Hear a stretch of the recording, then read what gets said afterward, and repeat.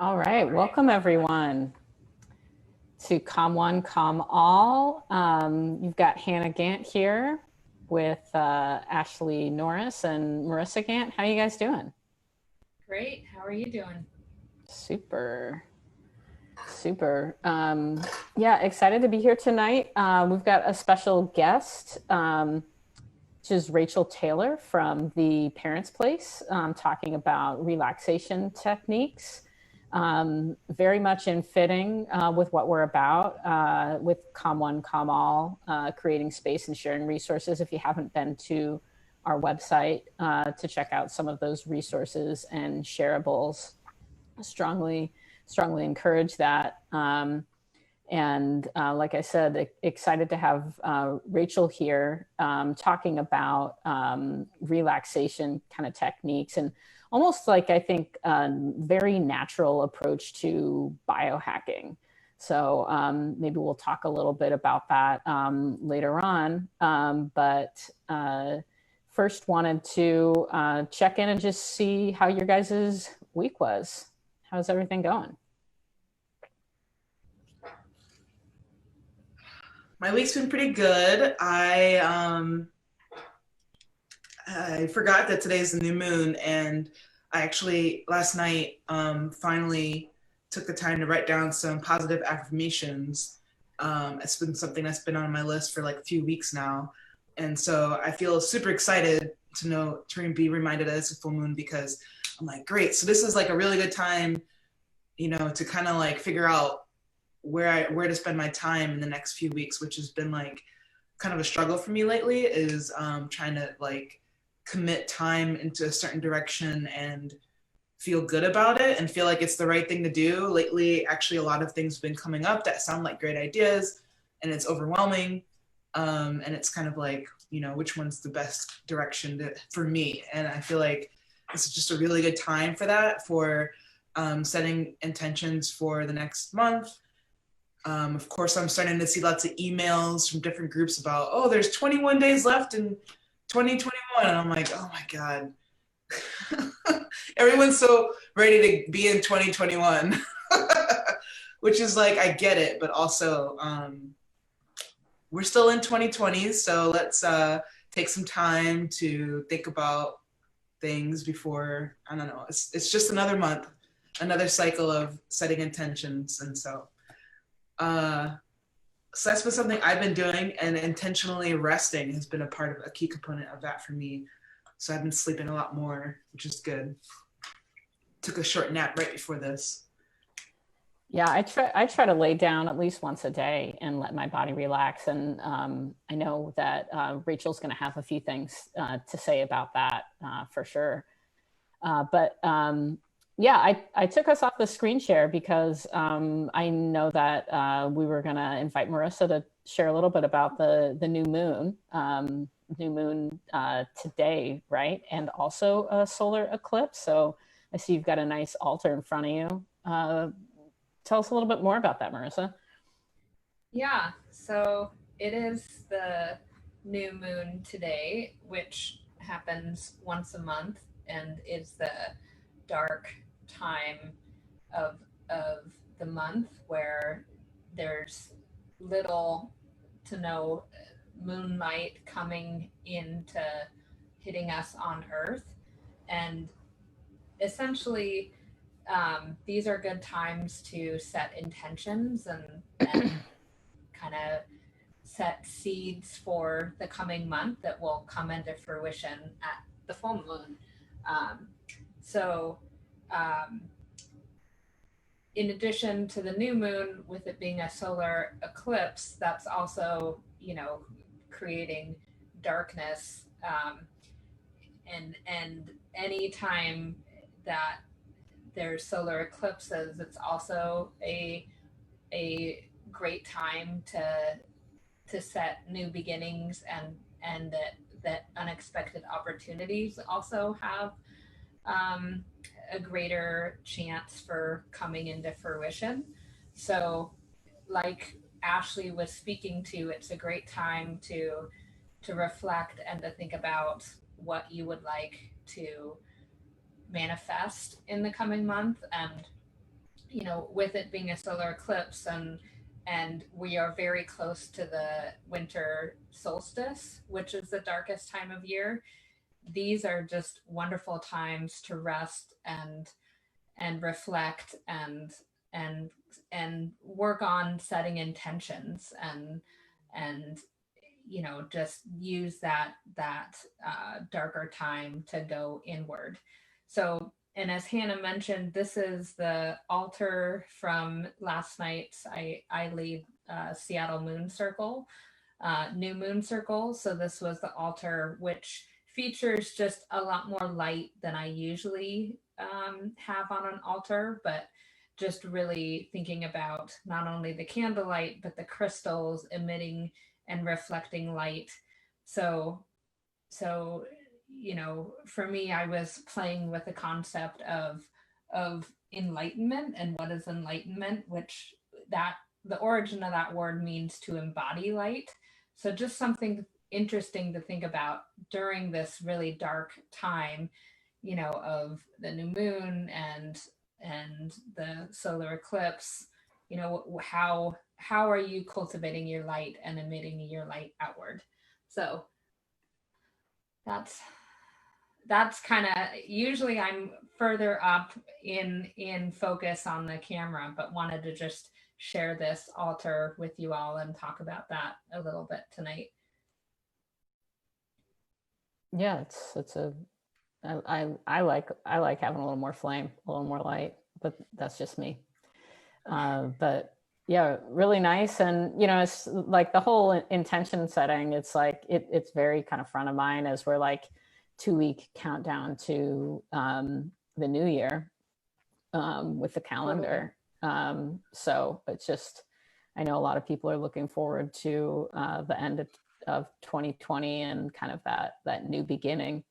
So but we get that opportunity monthly, with the lunar cycle, which I think is it's powerful to have that as something that can kind of ground you. And part of what we are kind of circling up around with Come One, Come All are those rituals and those things that we can bring to our attention that help us be actively reflective, and to do kind of like our own work, whatever that may be. And so I love that you do the moon circle, Marissa, because I think it is a nice cadence of every 4 weeks to be asking yourself those types of questions. Totally. Yeah, and it's really cool that it's the new moon and the solar eclipse at the same time. That's pretty cool. And that seems special. Also, yeah. And also, it's almost the winter solstice, which is another moment in time that's important for putting an end to things, an end to like a cycle and a new beginning. And then I also wrote down that like Jupiter is in Sagittarius, which it means different things depending on whether or not where your planets were when you were born, and how many planets you might have in Jupiter. And so this is the part of the astrology that I'm getting into a little bit more, but I don't really quite understand. So then I right before this meeting or this hangout, I looked at my birth chart that I have written down, and I was like, where's Jupiter? What does this mean? Can someone tell me? But I love doing stuff like that and learning about where the planets are affects you and what you should be doing. And it can help make things a little bit easier in your life if you kind of just follow that natural pattern that just helps balance you and keep you grounded. Yeah, and I think it's about being kind of the way I think is I'm try to be kind of entrepreneurial with what I believe, to kind of search out things that help motivate the type of behavior I esteem to have. So it's like whether or not astrology is true or accurate, or it's not empirical, but but you just it gives you a framework to kind of like know yourself better, and ask yourself questions. And I think, a lot of things are like that. And you come to figure out that there's kind of like a hidden universe of stuff going on that, like, because you weren't paying attention, you didn't see. But there's so many things like that. And that's, the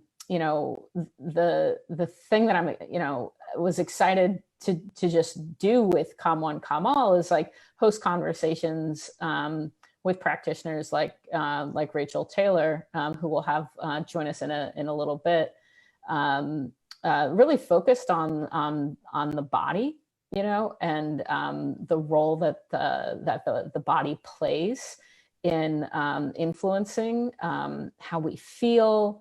And it's just like, I just always come back to the fact that, like, as human beings, we're animals. We have these animal bodies that we're responsible for, and the bodies, it's separate from us. And it's we live in these stressful worlds, and our bodies are in high stress states, and that it affects us immensely. And so, I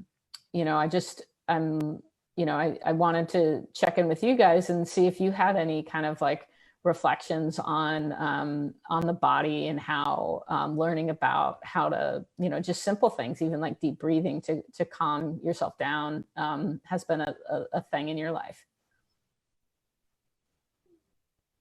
Well, I know that when I just tried to take a nap, I wasn't really tired, but I was just like, I needed to take a break, like you're saying, just rest the body. And I don't know what it's called, but it's a certain breathing exercise when you like inhale near your nose for 4 seconds and then exhale for 8. Mm-hmm. And the goal is to try to make it to 10, which I never do because I have ADD like crazy. But I made it to like 5, I think. And it helped because it kind of distracted me and calmed me down. And then I realized, oh, I didn't finish. I didn't get to 10 yet. And I did like 3 more. And then like by that time I was falling asleep. So it was really nice. Yeah, I feel like bodies are teachers for us, and that they're always giving us messages if we kind of hone in and listen. But they also can really help serve as instruments for us to nurture calm in our life. So for me, I find just breathing, we've kind of brought up this evening, is something really powerful. Of just, I often will catch myself breathing lightly and not really taking deep breaths, and that just having that moment of clarity around that, and taking some deep breaths is just helps it helps my whole nervous system just calm, and I can just feel my neck, where I hold most of my tension, just relax, and just feel like my posture just gets better. So that's really powerful. But also, in working with a somatic experiencing therapist at one point, learning certain ways that my body is inclined to relax, like rubbing my legs, and having consciousness about what helps me nurture calm and groundedness, and that my body will just naturally exhibit this kind of movement, but I can also consciously evoke it, and get to a place of calm. So I feel like there's some self exploration for everyone in terms of finding what works for their own body. but certainly breath work is a powerful tool, but Yeah. there's other kind of avenues into working with the body and communicating with the body to help nurture relaxation. Yeah. So, if it's all right with you guys, I'm gonna invite Rachel in to join the conversation. Yeah, please. Cool.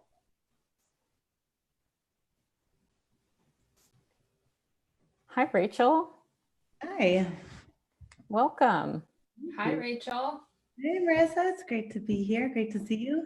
So we were just beginning to reflect on the power of the body as a source for relaxation and this hidden knowledge that is kind of available and accessible to us of like how to use this thing that we are, that is us, but is also separate from us. I've grown to think of my body almost like a pet that I'm like responsible for and need to care for.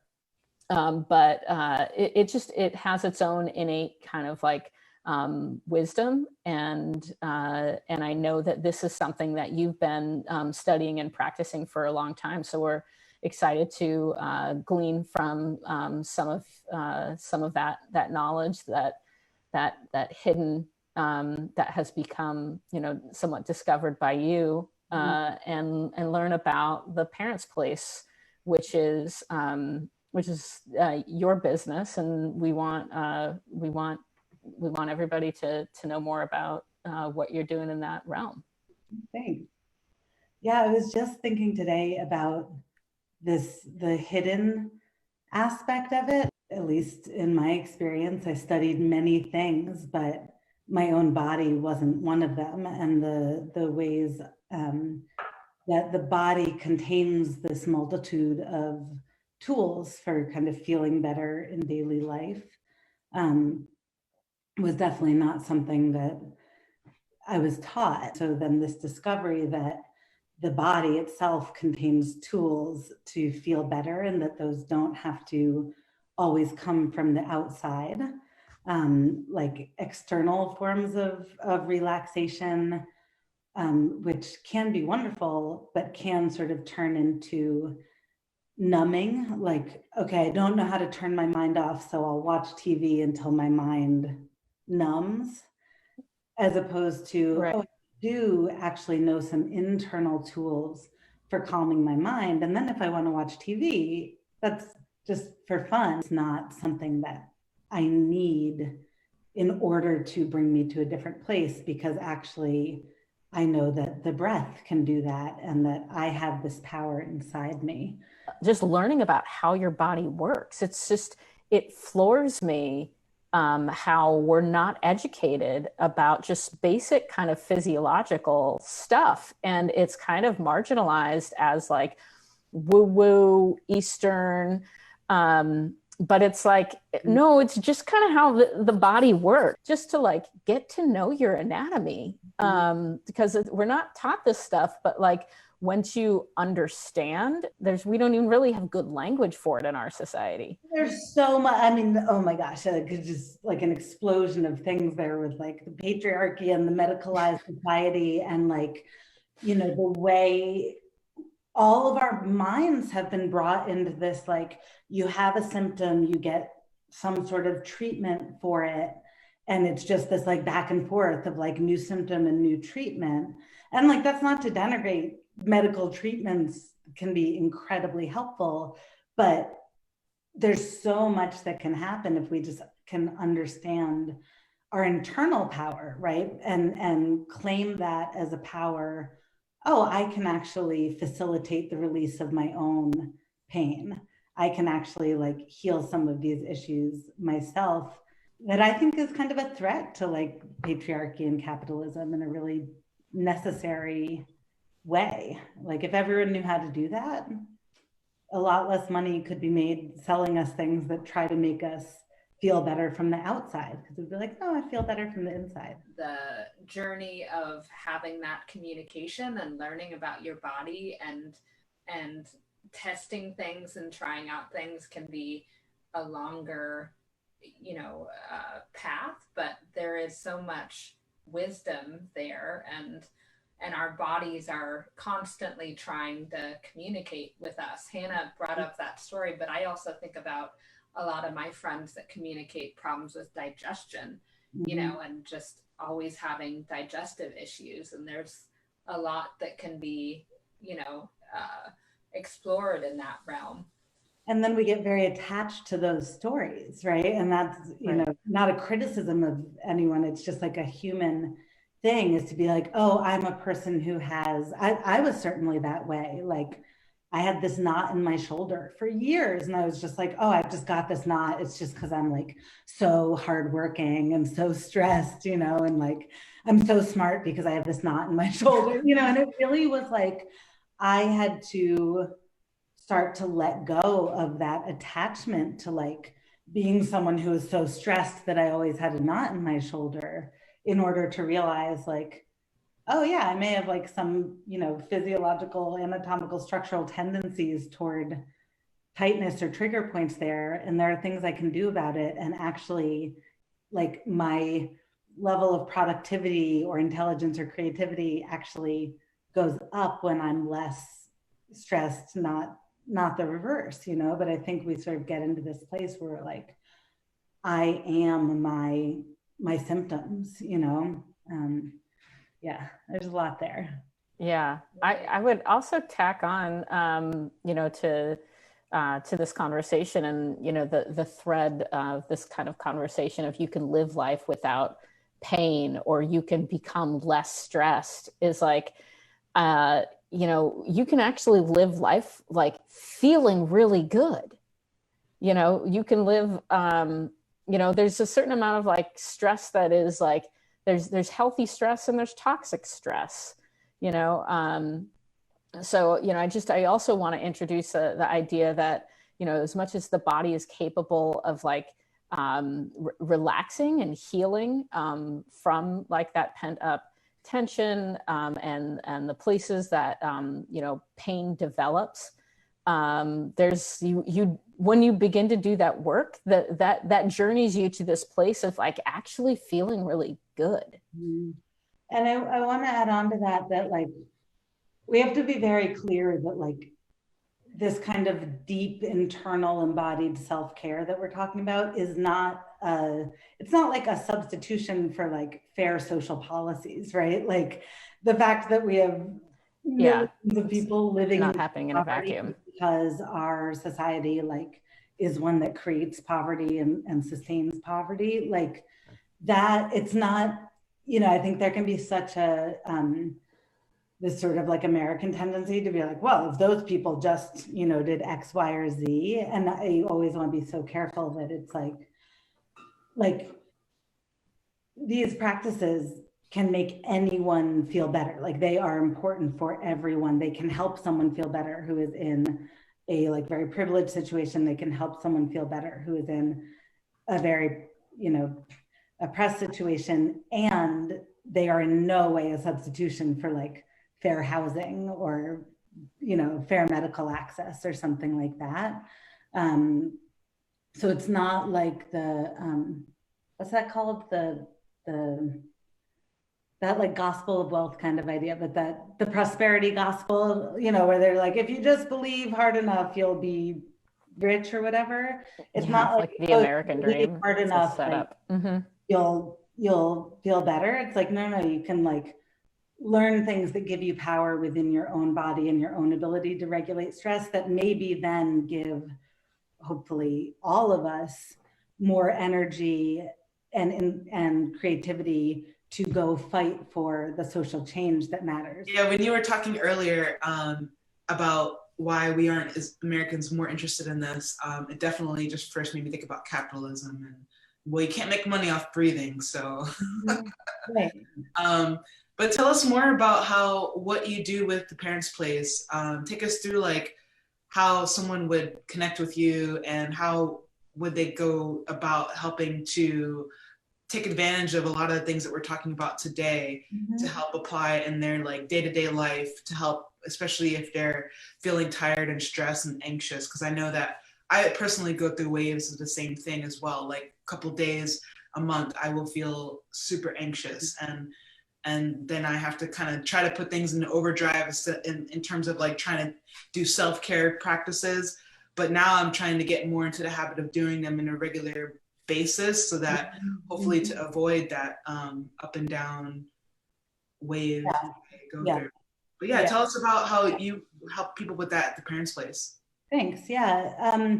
So there's kind of three avenues at this point. One is that I am trying to just share a lot of content, free videos every Wednesday, just a 2 to 3 minute practice that you can do from anywhere that you can find on my website, or you can find on my Facebook page or Instagram page, just to try to, again, say, oh, maybe just try this, just see how it feels. That doesn't cost anything. It doesn't sort of take any investment beyond that belief that like maybe it's worth 2 minutes of your time. And we can train our sympathetic nervous system, sort of stress response, to be a little less reactive and to turn on less quickly. So if you think about the idea of like revving up, right? It's easy for our bodies to go from 0 to 60 in terms of stress.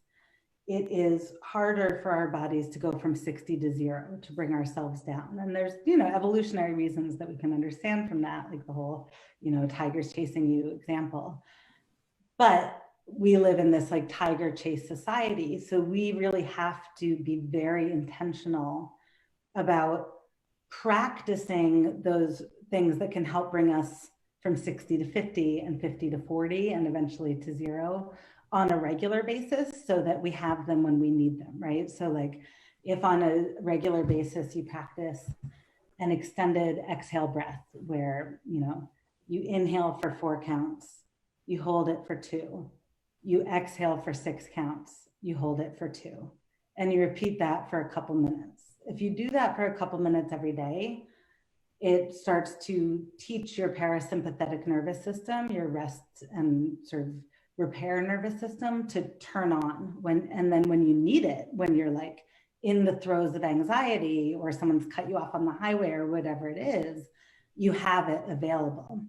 So that's one way of accessing the parents' place. Is there's just a lot of free content. The video that Hannah was referring to with the pelvic floor, that's a free video that's available, just signing up on the website. So I want as many people as possible to get the free content. Then there are online courses, which is called For Tired, Anxious, Wound Up Parents in the midst of a pandemic. Although I will say it's great for non-parents too. There's really nothing that's that specific to parents in it.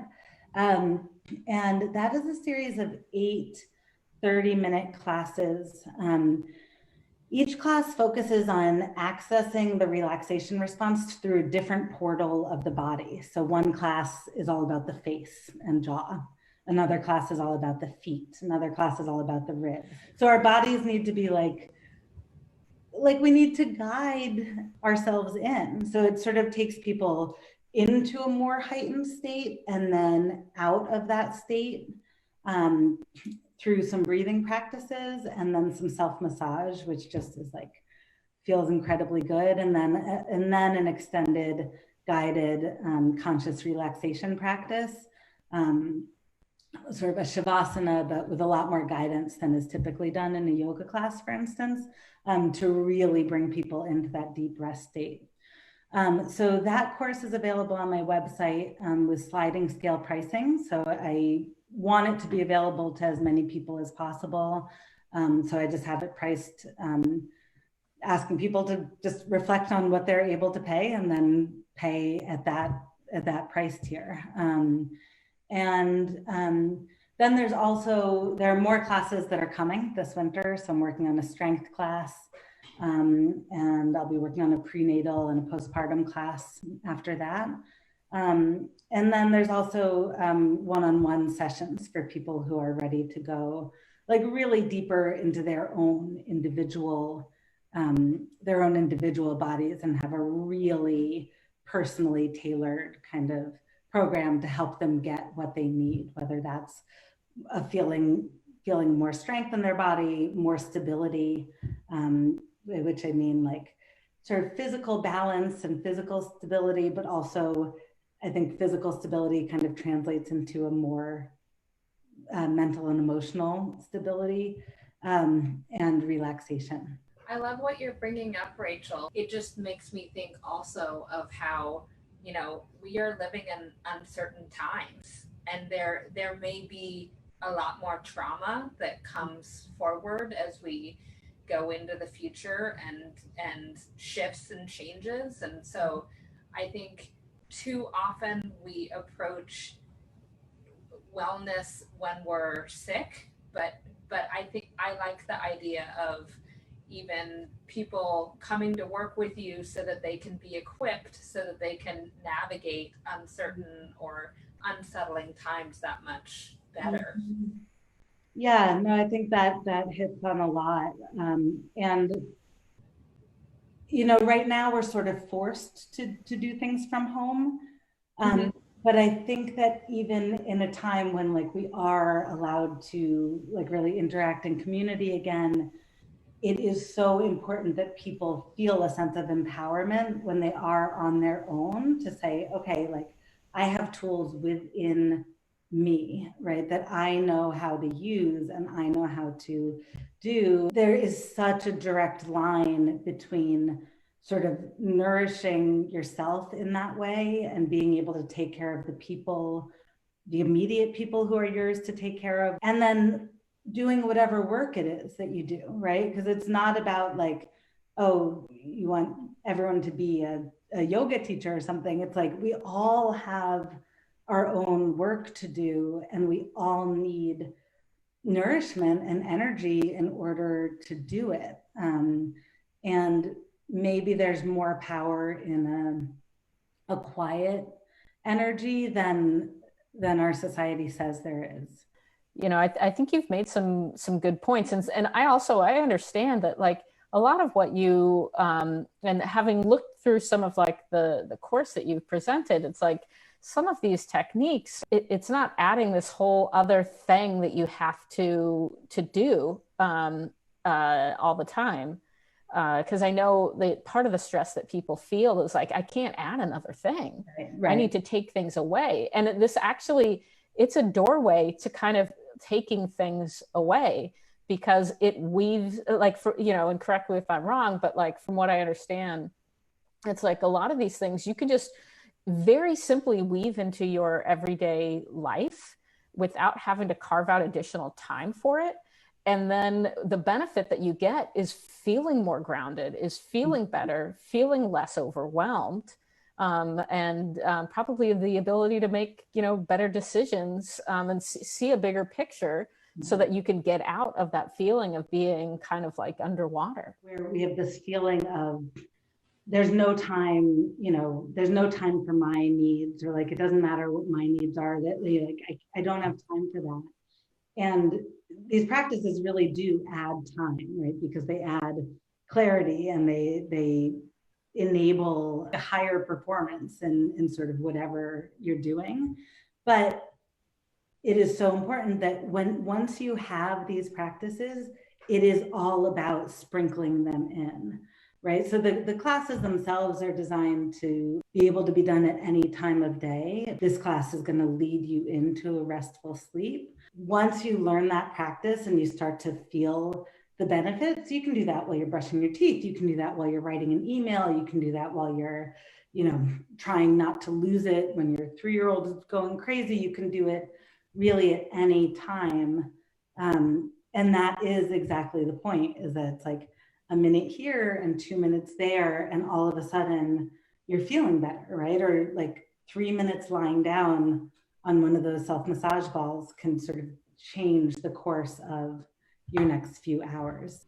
Yeah, and I know that as we approach the end of the year, part of what we've been doing with Calm One, Calm All is curating a conscious gift guide. And so I just want to make sure people know that you've put together a package that people can purchase and get a discount code through Calm One, Calm All to go to your site and get 15% off. Yeah, there's that special 15% off the full gift package, which is a wonderful gift for another person in your life. And it's also a totally wonderful self-gift, right? Yeah, and what I'm hearing from you is certainly not just for parents, even though, you know, a lot of the experiences that you're creating, you're targeting for parents, but this is like universal knowledge. If you have a body, Yes, this would exactly. be If you have a helpful. nervous system, if you have a body, right? If you breathe on a daily basis. Rachel, I think you might be our first guest. Oh, that's so exciting. I'm I so know, isn't this cool? Yeah. Well, and so, lovely to have you, certainly. Is there anything else that you wanted to communicate? Learning practices to take care of yourself enables you to take care of yourself, which is a good goal in itself, and to better care for the people and creatures and community in your life, and to go out into the world and do your work in the world. And it's something that we all have the ability to do, whatever our physical, limitations or pains or anything else. There's always that ability to feel a little bit better. Lovely, Rachel. Yeah, I think what I just want to underline from what I heard you say was like absolutely part of this whole calm one, calm all project, which is like, we need each of us, can be a leader. Like if you do the work on yourself and become more grounded, more aware, more conscious, it has a ripple effect. And as we, Marissa acknowledged this uncertain future, we're living through paradigm shift. We need people who have their wits about them to help kind of through this like hospice birthing experience that is going to be our life for the next, multiple years. So, thank you for bringing this work into the world and for joining us tonight. Well, thank you. And I just want to say how beautiful it is, the work that you're doing. I feel that parents especially really need your services, and I think it's just really lovely what you've put together, and hearing about your journey to where you're at it, and just feeling the power of what you're bringing. It's just so wonderful. So thank you for doing amazing work out in the world, Rachel. Thank you so much. That gave me goosebumps all over. Thank you. I really enjoyed talking to all three of you. Great. Well, we'll have to have you back on. Okay, sounds great. Well, thank you for joining us this evening. And thank you to Rachel for joining us as well. We never got to show the photos. Yeah, here is that photo. Well, there's more than just that one, but yeah. Yeah, some Rachel with these balls. Yeah. Yeah, she was talking about those massage balls. Like, yeah, really into the massage balls. I wanted to ask so many questions about it, but I just didn't know how much time we had. But right, they look really cool. Cool. And I saw one where there's like two of them connected in like a net or something, and I think you're kind of yeah, like the one in her left hand. And I see we've got Manali has said hello and thank you for the session. Great to have you with us, Manali. Shout out also to Hector earlier who posted a comment. Yeah, Hector, te quiero muchísimo. And want to remind everybody of our conscious gift guide. There's some, the deal with Rachel and also some of the grief tending work that Marissa's really stewarding. You guys, really, really nice hanging out and talking with you tonight. Looking forward to many more to come.